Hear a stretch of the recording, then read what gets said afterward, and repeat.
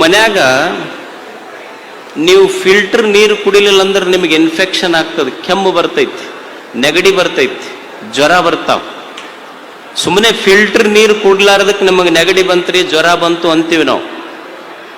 ಒಂದು ಆಕಳ ಇರ್ತೈತಿ, ಆಕಳ ಅದೇನು ಫಿಲ್ಟರ್ ನೀರು ಕುಡ್ದಿಲ್ಲ, ಎಲ್ಲೋ ಮೇಯಕ್ ಬಿಟ್ರಿ ಅಂದ್ರೆ ಹೊಲಸ ಕಸ ತಿಂದೈತಿ, ಬರಾಗ ಹಳ್ಳದ ರಾಡಿ ನೀರು ಕುಡ್ದೈತಿ, ಮನೆಗೆ ಬಂದ ಮೇಲೆ ನೀವು ಹಾಕಿದ ಮುಸುರಿ ನೀರು ಕುಡ್ದೈತಿ. ಅಂದ್ರೆ ಒಂದು ಆಕಳು ಕಾಡಿಗೆ ಹೋದಾಗ ಕಸ ತಿಂದೈತಿ, ಬರುವಾಗ ಹಳ್ಳದ ರಾಡಿ ನೀರು ಕುಡ್ದೈತಿ, ಮನ್ಯಾಗ ಬಂದಾಗ ಮುಸುರಿ ನೀರು ಕುಡ್ದೈತಿ.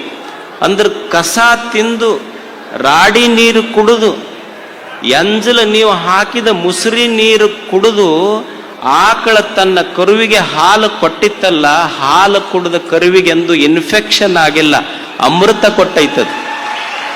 ಹಾಗೆ ಒಬ್ಬ ಗುರು ಜೀವನದಲ್ಲಿ ನೂರಾರು ಕಷ್ಟಗಳನ್ನು ತಾನು ಸ್ವೀಕಾರ ಮಾಡಿ ತನ್ನ ಶಿಷ್ಯರಿಗೆ ಕೊಟ್ಟದ್ದು ಜ್ಞಾನ ಸೇವೆಯ ಅಮೃತ. ಅವ ಗುರುತಾಯಿ ಆತ, ಅಷ್ಟೇ ಆತ. ಒಬ್ಬ ಗುರುತಾಯಿ ಈ ಸಮಾಜಕ್ಕೆ.